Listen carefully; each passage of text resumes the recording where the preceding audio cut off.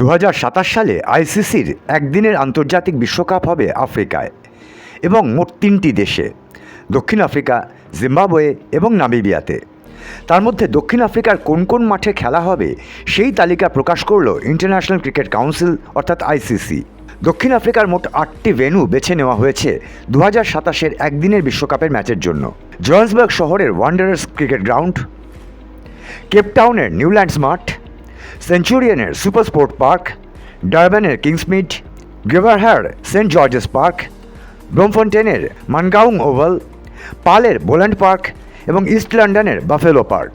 2027-এর ICC cricket বিশ্বকাপ হবে 14তম বিশ্বকাপ। 2027-এর অক্টোবর-নভেম্বর মাসে এই বিশ্বকাপের মূল পর্ব অনুষ্ঠিত হবে। নামিবিয়ায় বিশ্বকাপের আয়োজন এই প্রথম। দক্ষিণ আফ্রিকা এবং জিম্বাবুয়ে অবশ্য যৌথভাবে এর আগে বিশ্বকাপ আয়োজন করেছিল, সেটা 2003 সালে। 2027-এ বিশ্বকাপের মূল পর্বে খেলবে 14টি দেশ। মূল পর্বে মোট 54টি ম্যাচ হবে।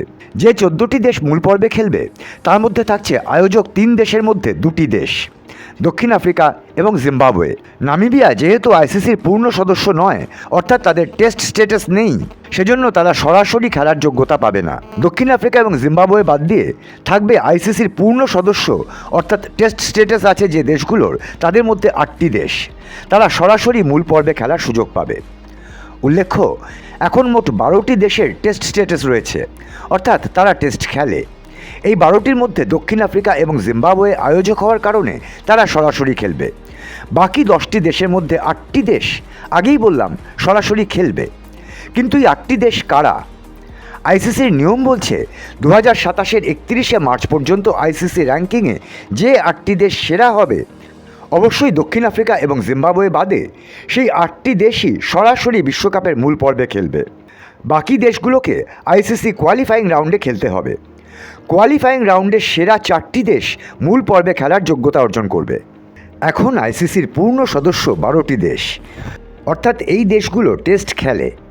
বর্তমান র্যাঙ্কিং অনুসারে দেশগুলো হলো: 1 নম্বরে ভারত, 2 নম্বরে অস্ট্রেলিয়া, 3 নম্বরে ইংল্যান্ড, 4-এ দক্ষিণ আফ্রিকা, 5-এ নিউজিল্যান্ড, 6-এ পাকিস্তান, 7-এ ওয়েস্ট ইন্ডিজ, 8-এ শ্রীলঙ্কা, 9-এ বাংলাদেশ, 10-এ জিম্বাবুয়ে, 11-এ আয়ারল্যান্ড, 12-তে আফগানিস্তান।